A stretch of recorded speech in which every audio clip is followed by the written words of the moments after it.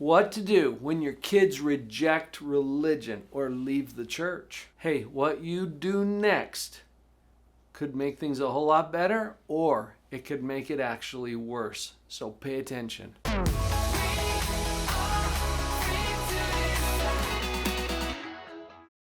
Sometimes our gut instinct actually makes things worse. Let's talk about some common mistakes that parents make in this scenario and what you could do instead. Here's the first. Number one, most common mistake that people make: they freak out.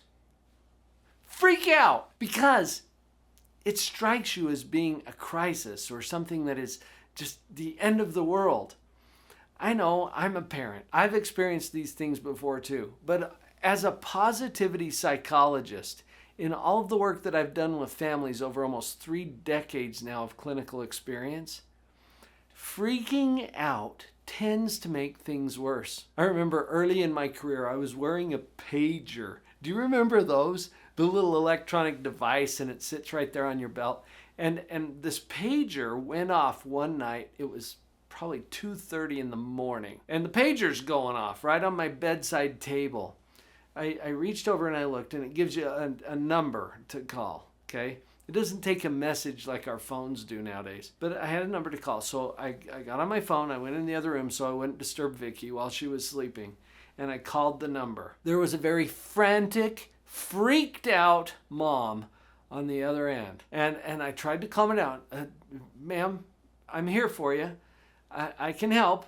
What is your emergency? Please talk to me. She said, it's my son. I can't believe it. Oh, I never thought this would ever happen. Ma'am, tell me what's wrong. I'm here to help you. And I'm trying to talk her through it. Well, I finally get the story out. Her son, just wrap your head around this for a minute. Her son had been using marijuana. Okay, now I'm thinking, all right, well that's probably important. Is it urgent? Is it worth waking me up at 2:30 in the morning to tell me this? Now she's freaking out. Why? Because she just found out. But this isn't just now happening. He'd probably been using marijuana for 3 or 4 months already. Now, I'm not going to get into all the ups and downs and ins and outs of marijuana use. That's not the purpose of this particular video. But I want you to notice her reaction was to freak out. It's a normal response. I'm going to give you that. But it doesn't help the situation. It certainly didn't help my night's sleep. It's important. It's not urgent. In fact, would you write that down in your notes somewhere? This is important.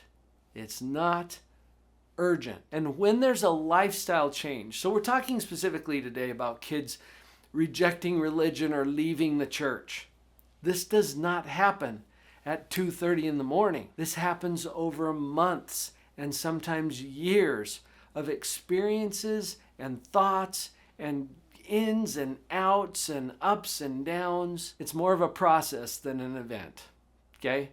So remind yourself this is important, it's not urgent, we're not going to freak out. What are we going to do instead? Obviously, we're going to stay calm. This implies a lot of self-care. And by self-care, I mean you take care of you. I remember one of my clients whose goal, his whole expressed goal in life was to become unflappable. I love that term. I don't even know if it's a real word or not, but he used it and I understood what he meant.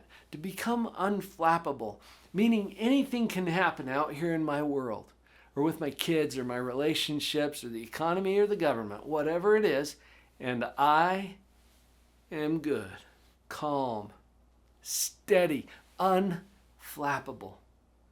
Be calm. To do that, you have to take care of yourself. Get some coaching, get some therapy, get some help, listen to the podcast, stay tuned to Live on Purpose TV, whatever it takes for you to get control of this, because freaking out is going to make it worse, I promise. Now, I'm going to give you a little pass too, because freaking out is the most natural thing to do. If you can anticipate it, if you can prepare for it, you can stay calm, and that's going to help things move forward in a productive way. Stay calm. Here's the next most common mistake that I see parents make in a scenario like this. They try to set them straight. Now, meaning, oh, my kid is totally going off of the deep end. I gotta jump in there and make sure that they don't. Or make sure that they turn around or get them straightened out from this crooked path that they're on. You know, as noble and righteous as that might seem to you as a parent, it's actually making the problem worse. Because you're charging in with your sword to try to do battle with dragons that may not even exist. And it puts you in a position where you are not as effective in your role as a parent right now. Think about this for just a minute. You've been having some trouble with your vision. Okay, my twin sister is in her mid-50s, and so I'm having some trouble with my vision from time to time. It just happens, right? Hashtag old guy issues. And what if you were to go to the eye doctor, okay? And you've got this appointment because you want to just go see, is there something I can do to improve my vision? And as you're sitting there in the eye doctor's office, they don't even take you back to the exam room. The doc simply comes out to the waiting room where you're sitting, takes the glasses from his own face, and puts them on you and say, here, these have helped me a lot. Try that. What's wrong with that scenario? He hasn't taken the time to understand what's going on with you.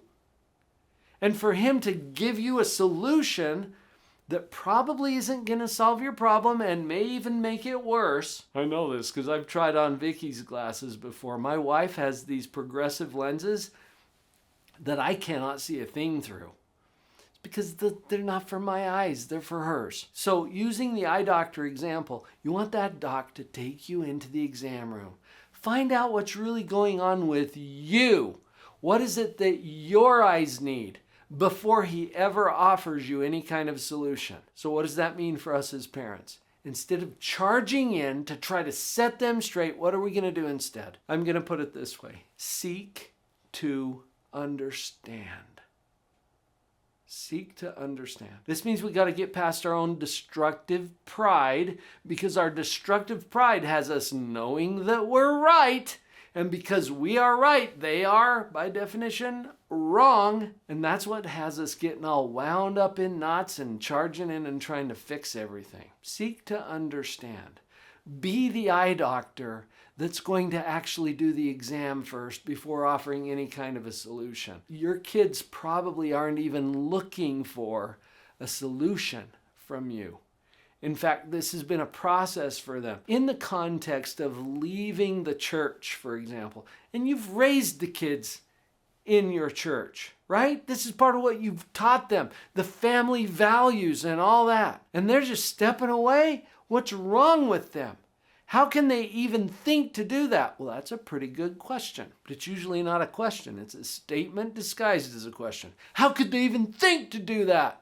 Hear the exclamation point? It's not a question. Turn it back into a question, will you? How could they even think to do that? It's a pretty good question. And they've probably got some pretty good answers that they have agonized over, that they've been afraid to share with you because they knew that you would freak out. Chill, okay? Seek to understand. Ask some good questions. Things like, tell me more about this. Things like, help me to understand where you're coming from. And not in a way that you're like, well, help me to understand this. No, chill. Approach it calmly. Help me to understand. Because honestly, I want to. I want to understand where you're coming from here. Seek to understand. This is where you get to be curious. Okay? Instead of being tipped over, how about you just trade that out for being curious? Because your kids are actually pretty smart people. They're not going to intentionally go out there and do something to ruin their life. Nobody gets up in the morning and thinks, I'm going to go see if I can sabotage my life today. Nobody does that. So that's not what's going on. These are smart people who have good reasons for whatever it is they're choosing to do. Be curious. Sometimes communication is part of the problem. And I've got some hacks for you, okay? Go to the URL on the screen right now. I've got a free gift for you. drpauljenkins.com/communication. I'll share with you my 5 strategies for effective communication. You're going to recognize some things from our conversation here today, but that will give you a little template that you can follow. drpauljenkins.com/communication. Now, here's another common mistake that I see parents making all the time in this context. This is a catastrophe! Kind of like the lady who paged me at 2:30 in the morning. It's important, but it's not urgent. Well, what can we do instead of thinking that it's a catastrophe? What if you were to assume that this means opportunity? Because at the very least, it means you have an opportunity right now to learn something that you don't understand yet. Now, that might seem a little bit like a consolation prize because what you really wanted is what you think you lost. But what's coming for you could be so much greater and so much richer than anything you've ever experienced. I'm just saying, invite your mind to look at this as an opportunity rather than a catastrophe. You have an opportunity to learn something. You have an opportunity to strengthen a relationship in the context of how we're going to handle this news that you just got. There's so many opportunities there. Can I just share with you an experience that was shared with me by Becky Mackintosh? I've got her book right here. It's called Love Boldly. And the subtitle here says, Embracing Your LGBTQ Loved Ones and Your Faith. Now, this is a little different context than what we're talking about here today, but Becky went through exactly that same process that we're discussing on today's video when her son came out. Now, his coming out to Becky and her husband, Scott, was not an event. It was a process for him, okay? It felt like an event to the parents because it happened on a particular day at a particular time.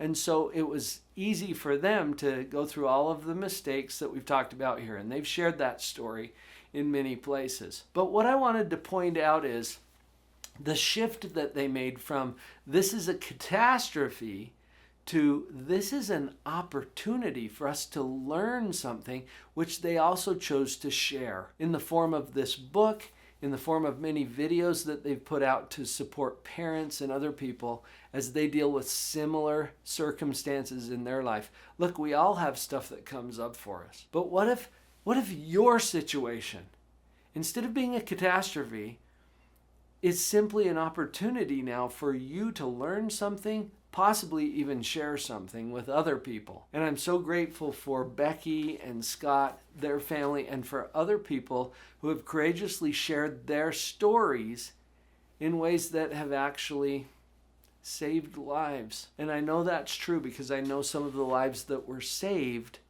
because of the actions that these courageous people took with the opportunity that it created. Now, you don't have to wrap your head around all this right now, because if you're dealing with this fresh in the moment, you're always right about how you feel. And sometimes you get to feel a little clean pain before you feel the dirty pain. Now, the clean pain is the natural pain that you feel when you suffer a loss or an injury.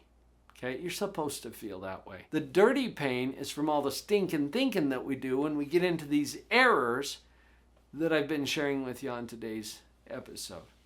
So tune in with that, make some notes, but let yourself be wherever you are with that. Here's the last common mistake that I want to share with you today. It's my job to fix this. If I'm going to be a good parent, I have to fix this. And notice that's building on the last error, which is this is a catastrophe. Because it's really just an opportunity. And if it's an opportunity, do you really have to fix anything? So what can we replace it with? Instead of it's my job to fix this, how does this feel? It's my job to love them, no matter what, and even if. Well, what if they reject our religion and leave the church? Yeah, that's one of the even ifs. Because guess what? You don't control that. And if you try to control it, it's kind of like teaching a pig to sing.